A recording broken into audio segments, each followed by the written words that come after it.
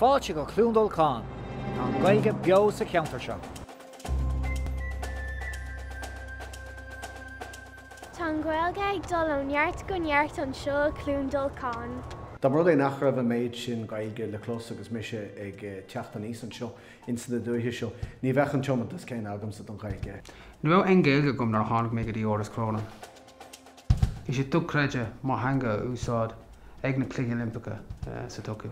It's Mr. Seamus Gaelphobal. I use Irish as best I can in my day-to-day conversations, which to Irish and the Irish language has been an essential part of Chluain Dolcáin for many, many years. Tá Ryan Gaelgeorí ansa, bíon Circle Córa, Cortaí, Lón Mísúil, Ceol Curmacha. Tá an an seo go bhfuil níonaí Gaelscoileanna agus Gaelchláistí le taú linn agus muid dógáil ar glunne trí Gaeilge. Tá antóir an Gaeilge an seo a Chluain Dolcáin agus tá lán sim ag na tuismitheoirí a chuipáistí a thógáil trí Gaeilge. Níl sé riomhró lua an splanc a lasa.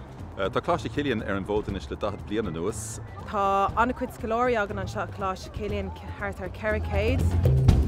Tá míad an seo le 5 bliana nuas agus tá an Gaeilge faoi bhlá ag Chluain Dolcáin. Tá tradiisiún na Chluain Dolcáin i dtéann na Gaeilge agus an cultúr go generalta agus bhí sin ag gcónaíán ar bhí mé fásta níos agus tá sé ag airí níos láidir an an léon áir.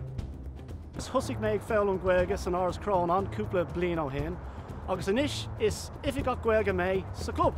Mis Russell study as Keele is Kiltóirí Chronain with in Aras Chronain. Cá méach an Gaeilge gan Aras Chronain in ír ar bhailach lia. Tá muid site i lár sráidháile Chluain Dolcáin, i lár an phobal, agus tá muid a gailú an phobal an seo i Chluain Dolcáin, ar ach lia agus ach lia has. Leabhar Gaeilge. Gach lá. Gach áit. Le gach duine. Déanaar a cúpla focail Gaeilge a labhairt. Gaeilge le chéile!